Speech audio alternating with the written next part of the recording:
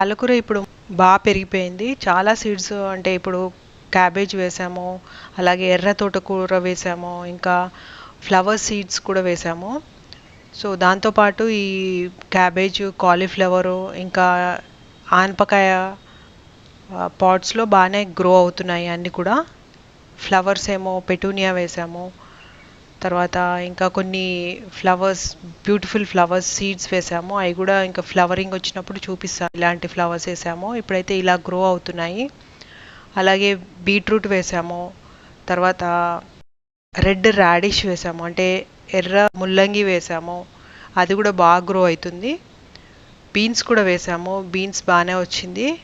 కాకపోతే కొంచెం ఒక ఏరియాలో పెడితే ఆ ఏరియాలో అన్ని ఆకులన్నీ ముడుచుకుపోతాయి. ఆ ఏరియా ప్లాంట్స్ అన్నీ కూడా అవి ఎందుకు ముడుచుకుపోతాయో తెలీదు. ఒకవేళ మీకు ఎవరికైనా తెలిస్తే చెప్పండి.